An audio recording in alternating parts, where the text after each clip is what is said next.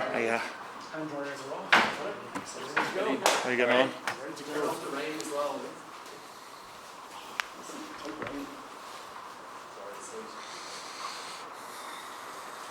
Okay, so you want to kick us off? Leading into the business end of the competition now, and 2 games coming up where it's all on the line. How much is the buzz and energy kind of lifted in the last week or so?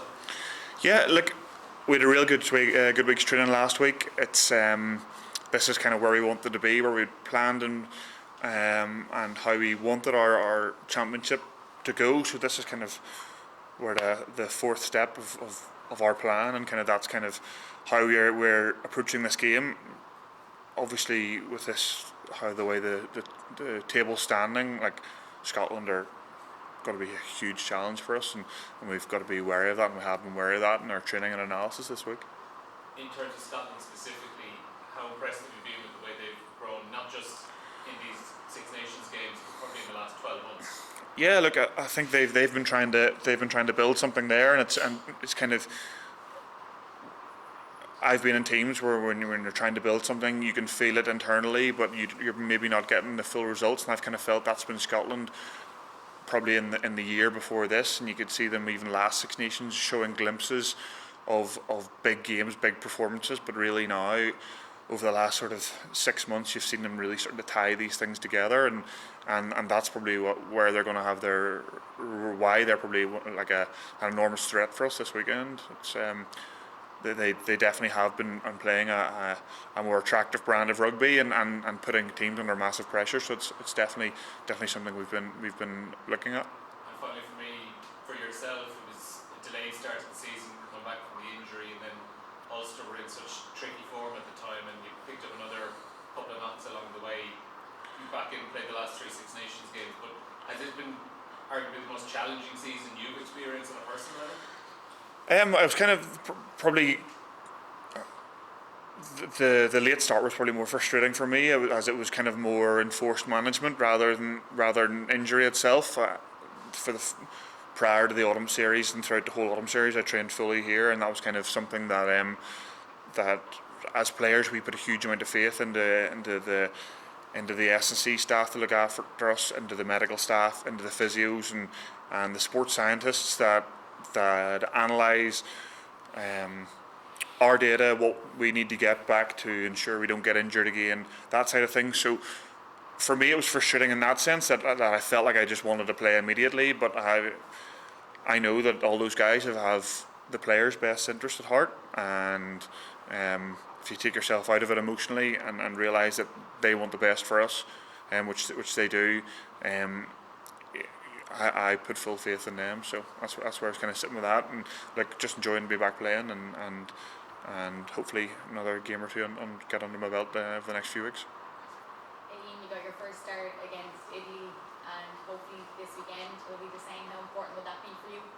Yeah, look, again, coming back into camp the first week in Portugal, I was just delighted to be back in, looking forward to really, as the entire squad is, like this like sort of a growth mindset within the team, looking to add to whoever may be starting that weekend, and that's the way I felt. Leading into those first 2 games, like I can't complain if I'm sitting behind Cheese and Tag, like they're 2 world-class players, and for me a focus on was to prepare them as best possible.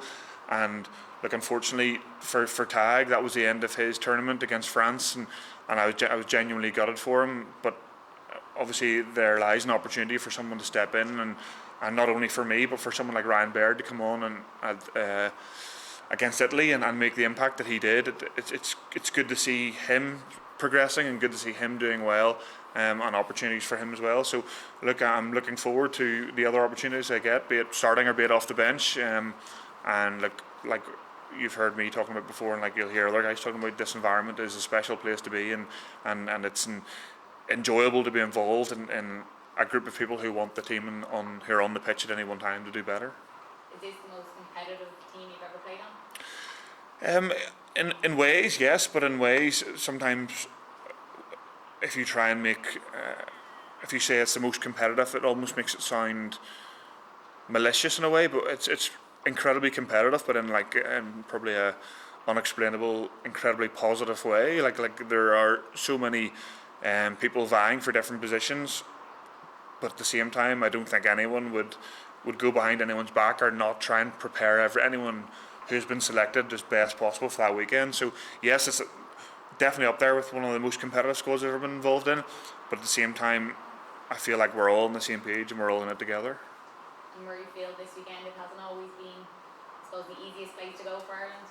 No, look, I've had a good few tough experiences over there, be it against Scotland or be it against Edinburgh, and as have a lot of the lads, and when we realise the threats that they bring, the atmosphere, the way the Scots can play at home is a huge threat for us, and I think that's something that we have to understand, but we also have to get excited about and realise that's a challenge that we're going to try and embrace, and hopefully we bring the best version of ourselves, and that'll be what we're looking to do to ensure that we can try and get the result at the weekend. Iain, what's the difference between Scotland team containing Grant Gilchrist and Johnny Gray? Sorry? What's the difference between a Scotland team that contains, say, Grant Gilchrist, who's obviously out, Yeah. and Johnny Gray? Yeah, look, I think Grant Gilchrist looks like a big leader for them. He looks like someone who adds a lot of sort of tempo to their pack, but along with a bit of aggression as well. And you can see him, the guys, definitely in terms of line-out analysis, you can see the guys really looking to him, and he drives that. But in turn, Johnny Gray's been massive for them over the last number of years. He'll be itching to get an opportunity to show, look, I should be back in here. It's an opportunity for him to arguably play with his brother. That'll be special for those guys. All three of them are incredible players. Obviously, frustrating for Grant Gilchrist not to be able to finish out the Six Nations, but the opportunity that's going to give Johnny Gray to step up and really show I can actually add to the Scottish team that's doing really well. I can be a part of this. I'm sure that's incredibly exciting for him, but it's definitely something we have to be wary of and ensure that we realise that he's going to be eager to prove that that's his shirt, not Grant Gilchrist. So it'll be an interesting one, but we'll just have to see how it pans out, I suppose. Iain, has being involved with the Lions in 2021 give you a better understanding of how Greg Townsend looks to set up an attack? Yeah, I suppose it does in some ways. If I look back, however, 2-3 years ago to how we might have attacked, it's maybe slightly different. So I'd be surprised if he's still doing exactly the same thing. I'd say in this game we always have to be constantly evolving. So yes, maybe a few principles. We can see how wide Scotland like to play. Those mismatches they try and create with Finn Russell and put Duhan through holes. That's some stuff we have to be aware of and that we've got to click into. But we've definitely had a good look at their last few games, and we're going to go off what we're seeing more than try and preempt what we think they might be doing from before.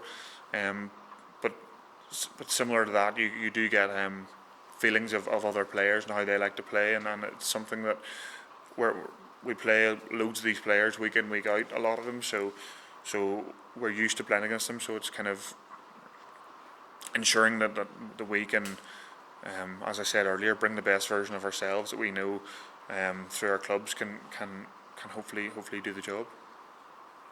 Iain, from what you have seen of Scotland, what is it that they're doing differently this time around that makes them a more dangerous opponent? I feel their pack's been getting them in the front foot quite a lot. With Finn Russell in there and their centres, I feel like they're getting wide, and then when they're going as wide as they are, defences are getting slightly more fractured, and that's where you see someone who's as dangerous as Finn Russell. If he doesn't get the first thing he wants, he often finds something immediately after. We've seen clips of him getting kicks charged down, regathering and getting another perfect kick in. Stepping back inside, finding a small shoulder and throwing offloads, and they're playing with a confidence that grows them as the game goes on. I think they are playing an exciting brand of rugby. I think that'll add to the atmosphere. I think they have a back three as well, which are excited to get on the ball. They're all hunting to kind of make those line breaks to run off Finn Russell. So that's obviously something that we have to be aware of, and it's something that it's an exciting challenge for us, and it's up to us how we manage that. Yeah, I mean, is finding a plan to deal with Finn Russell part of the key to winning this game? I think a lot of when Finn Russell makes or manufactures those incredible moments that Scotland live off, it's often down to a fault in defence or an issue there, and he's incredibly good at exploiting that. I think that's something that we need to worry on our page about is ensuring we can iron out those faults to not give him those soft shoulders to let the offload away, put the kick in, things like that. So by really focusing on our stuff, getting our stuff completely nailed on, be it the basics of our defence, communication, kind of that sort of connection, that'll hopefully shut down a lot of those opportunities and force him to try and do stuff that he mightn't necessarily be hugely comfortable doing. Take last one. What have you guys taken from the Italy games? All the teams seem to be good going forward this season. What are you going to take into the Scotland game in terms of defence? Yeah, look, Italy posed a huge amount of threats, and we knew that going into that game. We genuinely discussed about how that was potentially going to be one of our toughest D days so far. So we knew that the Italian teams that we play, be it Treviso or Zebra or Italy, we know that they're progressing, they're growing as a team, and similar to the point about Gregor, if they continue to do the same stuff, they're not going to get anywhere, and you can see that within the teams. You can see their shape, you can see their forward plays getting better and better year on year. So we knew that was going to be difficult. We did things we did. Obviously, our set piece, it was great to see the likes of Tom O'Toole coming on, scrummaging well.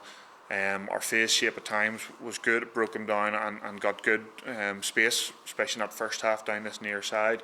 Good space there for was it Bundy and James Ryan, both of them end up making breaks down there. So things like that we saw were good, but there are other times in the game where we know we can definitely get better, and if we were to break down a team like Scotland or England going forward, we need to be on it more times than not, and creating those opportunities for those guys to be able to get those soft shoulders or offloads or make those breaks. Everyone needs to be on the same page and working together. And you can pick any game and find something you haven't done right, but whenever we don't do something right, it's not about finger pointing, it's about fixing it for the next game, and I kind of feel like that's where Faz is really good. Okay, folks. Thanks a lot. Cheers. We'll be with Johnny as soon as I can.